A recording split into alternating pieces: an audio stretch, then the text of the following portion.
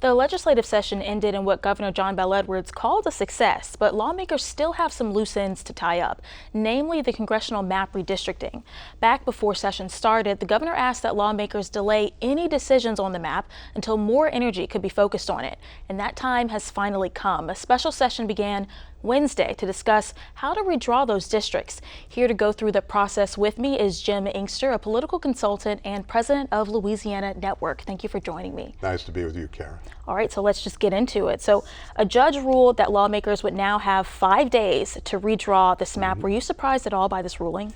Well, Judge Shelley Dick was a Barack Obama appointee, so she was appointed by a Democratic president. We have a Democratic governor who vetoed this, and then a Republican legislature overrode his veto. And even though politics is not supposed to be in this, there is a political element.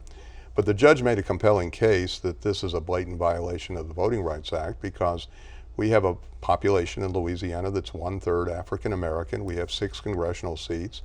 And simple math is that 1/3 of 6 is 2.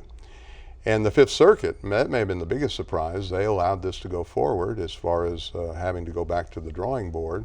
And so lawmakers have reconvened, and really where it goes from here is subject to conjecture in a huge, huge way.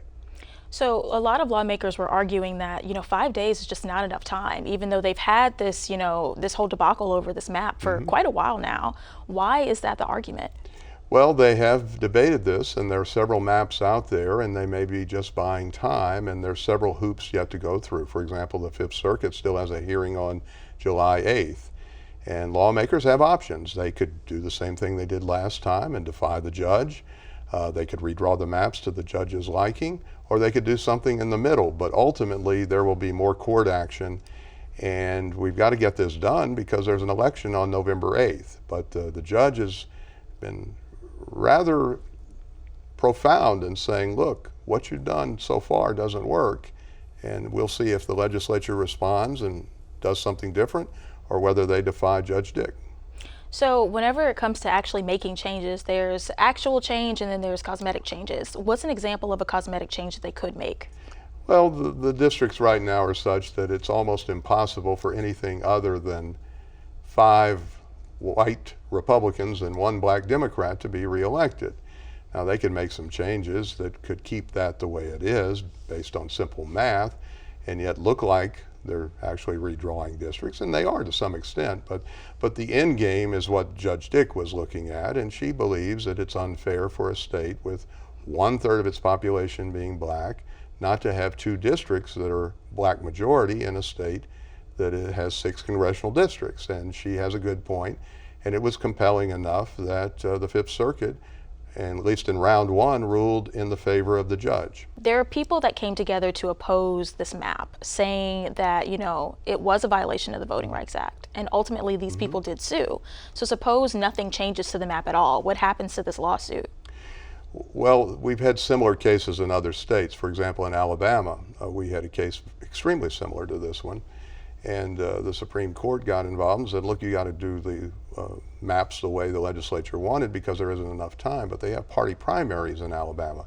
We don't. We have an open primary. Our first election for Congress is on November 8th.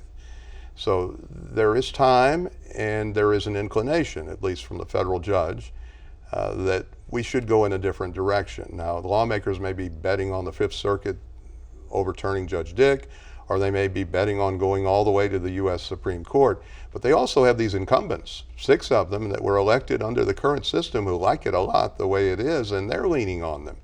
So there is an abundance of pressure on the Louisiana legislature to keep things the way they are.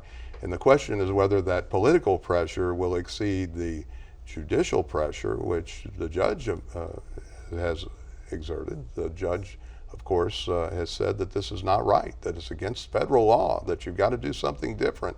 But the Louisiana legislature could say, look, we're going to challenge you. We're going to take you on, Judge Dick. We're going to take it all the way to the Supreme Court if we have to. So this really could go in either direction. Well, I just wanted to say thank you so much for you coming and talking with us about this. Again, Jim Inkster is a political consultant, and he's also president of the Louisiana Network. Thank you so much. Thank you, Kara.